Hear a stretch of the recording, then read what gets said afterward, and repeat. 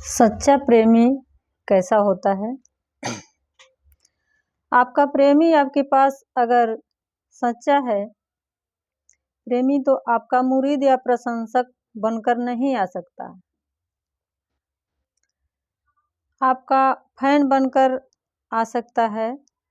वो तो आपके पास एक तरह से आपका आलोचक बनकर ही आएगा, क्योंकि बात ही हमें अखर गई, चुभ गई बिल्कुल। क्योंकि प्रेमी है और आलोचना कर रहा है। हाँ भाई, अगर असली है तो यही करेगा। तो फिर हम बड़े चक्कर में पड़ जाते हैं। हम कहते हैं अगर वो हमारी आलोचना कर रहा है तो प्रेमी कैसे? अगर वो हमारी आलोचना कर रहा है तो फिर वो हमारी ओर आकर्षित हो ही क्यों रहा है? जब उसे हम बुरे ही लगते हैं तो हमारी ओर आएगा ही क्यों? यही तो बात है। प्रेम में आप किसी की ओर सिर्फ इसलिए नहीं जाते कि आपको वो अच्छा लगता है। प्रेम में आप जिसकी ओर जाते हैं इसलिए जाते हैं क्योंकि आप उसका भला चाहते हैं। इन दोनों बातों में बहुत अंतर है। प्रेम अगर सच्चा है तो उसमें आप जिसकी ओर जा रहे हैं वो आपको अच्छा वगैरह नहीं लग रहा है कि अरे रे बड़ा भला है, बड़ा सुहाता है, कितना सुंदर है, कितना प्यारा है।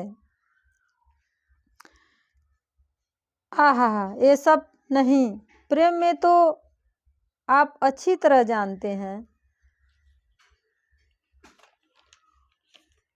कि दूसरे थाली में कितने छेद है। प्रेम में तो आप भली भांति जानते हैं कि दूसरे की चरित्र पर कितने धब्बे हैं।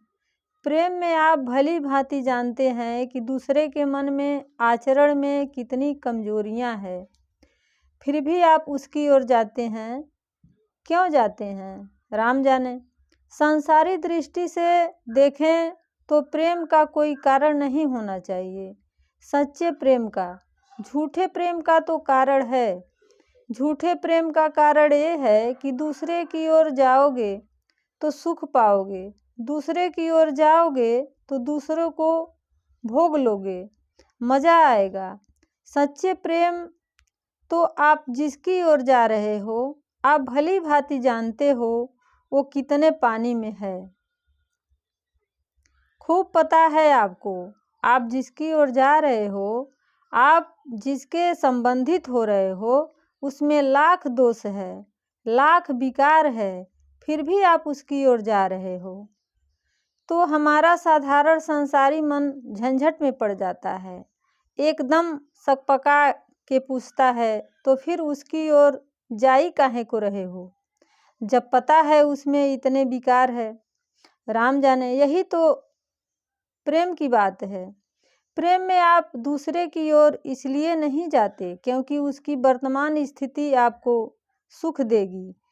प्रेम आप दूसरे के लिए इसलिए जाते हो क्योंकि आपको पता है कि दूसरे की वर्तमान स्थिति सच्ची नहीं है। उसकी वर्तमान स्थिति बस एक झूठ है, एक बंधन है, एक कैद है जिसमें वो दूसरा व्यक्ति फंसा हुआ है। उस दूसरे व्यक्ति को उसकी वर्तमान स्थिति को कैद से छुड़ाना जरूरी है। आप इसलिए उसके पास जाते हो। हाँ, तुम्हें क्या मिलेगा फिर दूसरे को कैद से छुड़ाकर? देखो भाई, अब पूछ ही रहे हो तो बता देते हैं। वो जब आज़ाद हो जाएगा ना, आज़ादी देखने में बड़ा आनंद है। उसकी आज़ादी देखकर तुम्हें क्या मिलेगा? आज़ादी उसकी या हमारी नहीं होती, तेरी या मेरी नहीं होती। आज़ादी आज़ादी होती है और आज़ादी मात्र बड़ा आनंद देती है। किसी की आज़ादी देखो। तो जैसे विवेकानंद के गुरु रामकृष्ण परमहंस जी थे और मीराबाई के गुरु रविदास जी थे। वैसे मेरे गुरु आचार्य प्रशांत जी हैं, और आपके गुरु कौन हैं? क्योंकि गुरु का होना आवश्यक है। कबीर साहब कहते हैं कि गुरु बिना भरम न जासी, बिना गुरु का ज्ञान नहीं हो सकता।